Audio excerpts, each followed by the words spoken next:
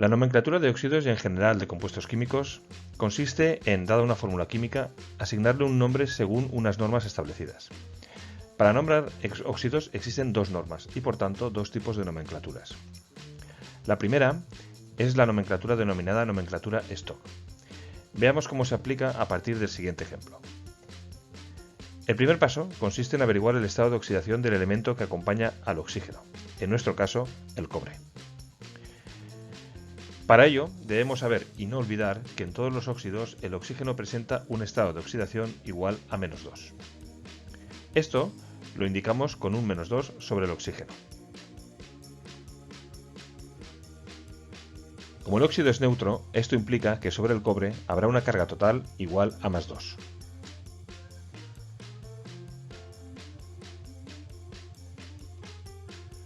Una vez averiguado el estado de oxidación, ya podemos nombrar el óxido. Para ello, escribimos la secuencia óxido de elemento y entre paréntesis y en números romanos el estado de oxidación, a no ser que el elemento solo tenga un estado de oxidación, en cuyo caso no se indica.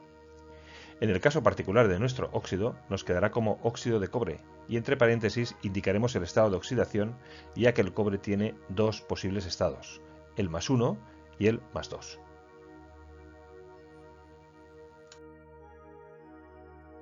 Veamos otro ejemplo. El siguiente óxido es un óxido de aluminio. Como sabemos, el oxígeno actúa con estado de oxidación -2. Dado que hay 3 átomos de oxígeno en esta fórmula, la carga total sobre ellos será de -6. Esto obliga a que sobre los aluminios exista una carga total de +6, para que se compense y sea neutro.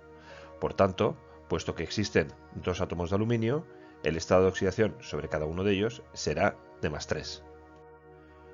No obstante, el aluminio solo tiene ese estado de oxidación, por lo que se nombrará como óxido de aluminio, pero sin indicar entre paréntesis el estado de oxidación.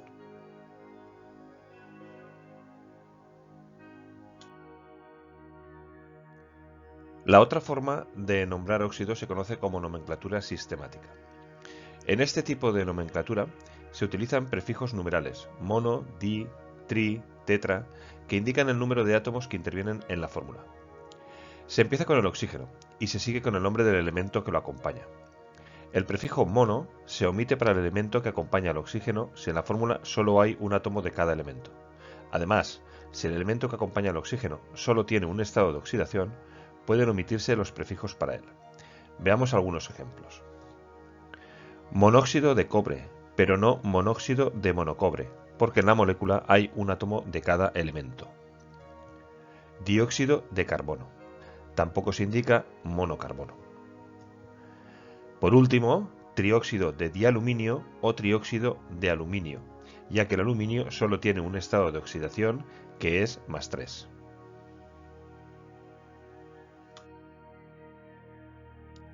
Abordemos ahora la nomenclatura tradicional. Esta nomenclatura ya no está admitida por la IUPAC y está en desuso, pero dado que todavía existe mucha bibliografía que la incluye, conviene conocerla. Se distingue entre óxidos de metales y óxidos de no metales. En ambos casos se utilizan prefijos y sufijos que indican el estado de oxidación. La pauta general en el caso de los óxidos de no metales es la siguiente. Para ilustrarla, voy a mostrar los óxidos correspondientes al cloro, que recuerdo tienen 4 estados de oxidación: 1, 3, 5 y 7. Para nombrarlo, debemos emplear la pauta correspondiente al caso de 4 estados de oxidación. En el primer estado de oxidación, la fórmula corresponde a esta. En este caso, dado que 1 es el estado de oxidación más bajo, el óxido se nombrará como anhídrido hipocloroso. Si el estado de oxidación es 3, lo nombraremos como anhídrido cloroso. En caso de que sea 5, se llamará anhídrido clórico. Y por último, cuando sea 7, su nombre será anhídrido perclórico.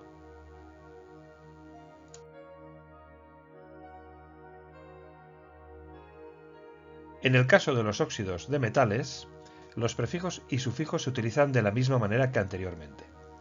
No obstante, no se utiliza la palabra anhídrido al principio, sino simplemente óxido.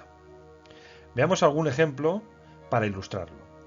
Para el caso del cobre, que tiene dos estados de oxidación, 1 y 2, utilizaremos esta pauta, en la que se utiliza el sufijo oso para la valencia más baja e ico para la más alta.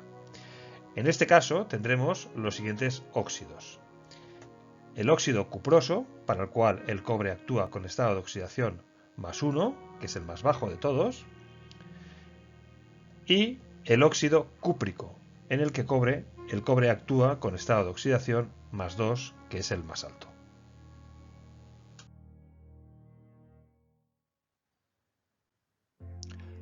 Por último, vamos a aprender a formular óxidos.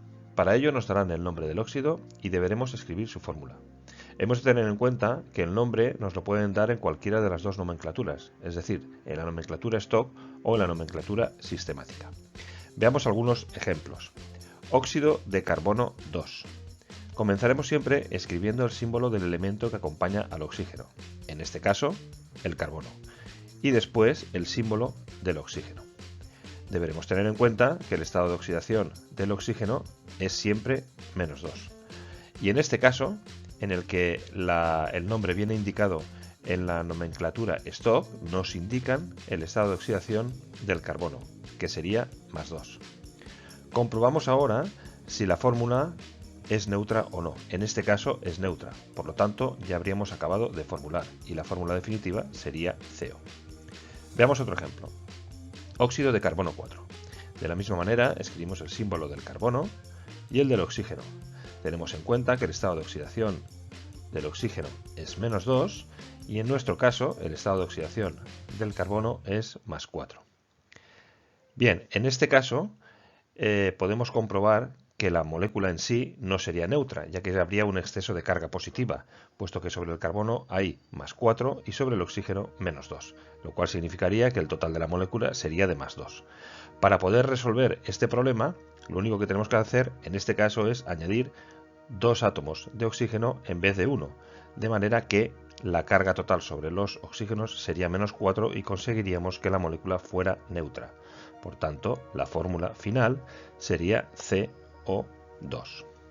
Veamos otro ejemplo que viene ahora dado en nomenclatura sistemática. En este caso nos están indicando con este prefijo la cantidad de oxígenos que tenemos en la molécula o en la fórmula. Por tanto, es seguro que la fórmula tendrá 3 oxígenos. Ahora bien, sabemos de nuevo que el estado de oxidación del oxígeno es menos 2 y por tanto, al tener 3 oxígenos, la carga total sobre los oxígenos será de menos 6. Esto obligará a que sobre los aluminios exista una carga de más 6. Si el aluminio presentara un estado de oxidación de más 6, ya habríamos acabado de formular, pero no es así. El aluminio presenta un único estado de oxidación que es más 3. Por tanto, para alcanzar una carga total de más 6, sería necesario que el aluminio presentara aquí 2 átomos. De esta manera, la fórmula es al 2 o 3. Veamos un último ejemplo. Monóxido de cobre.